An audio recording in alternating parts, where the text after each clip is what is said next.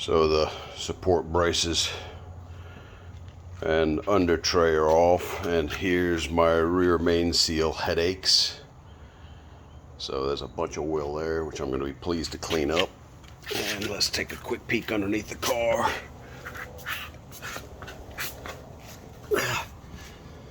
So these are the two studs where the tray attaches, and they also attach to the cross brace there next to those two bolts, and obviously those 4 bolts that run back there for the braces. They're all 15 millimeter, and you can see I got a lot of oil to clean up.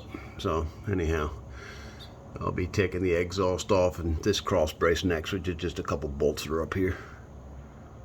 Okay, I took the cross brace that holds the back of the under tray off.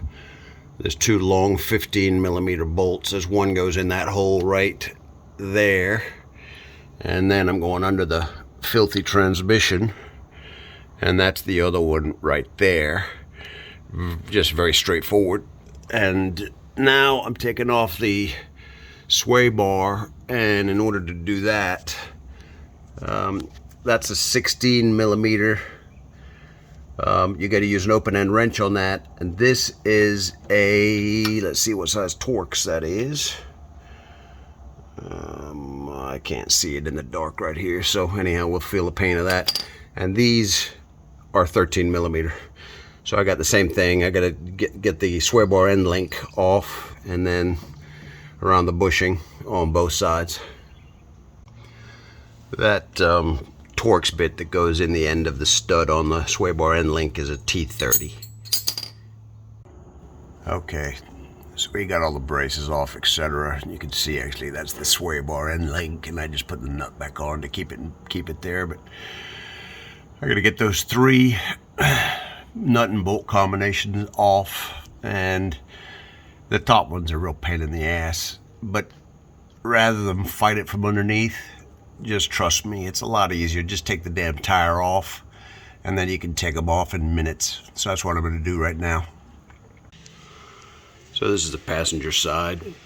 I'm actually going to take off this access plate. That's a T25, I believe, and those are 10 millimeter nuts on some studs just to take off this access panel. Give me better access to the 3 bolts right there.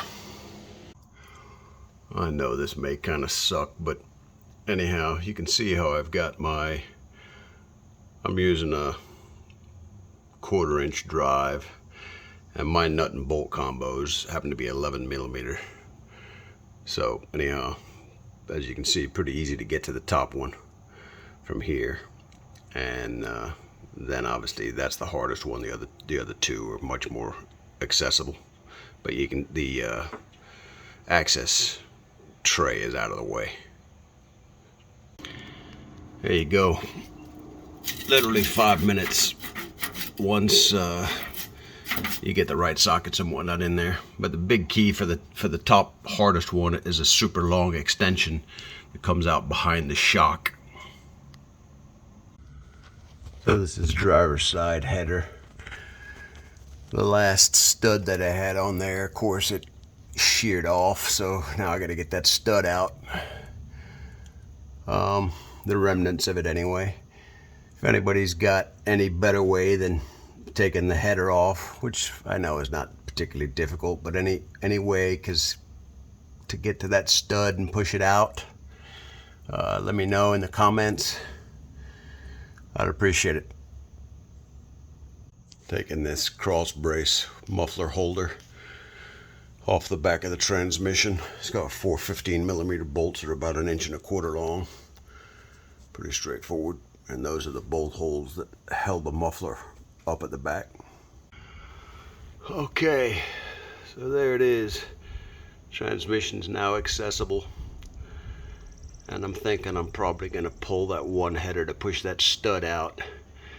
And I'm throwing a P0431 on bank 2, which I believe is the passenger side after the cat on the header O2 sensor. So probably snatch me a couple of O2 sensors and do them at the same time. Anyhow, enough for today. I'll post this later.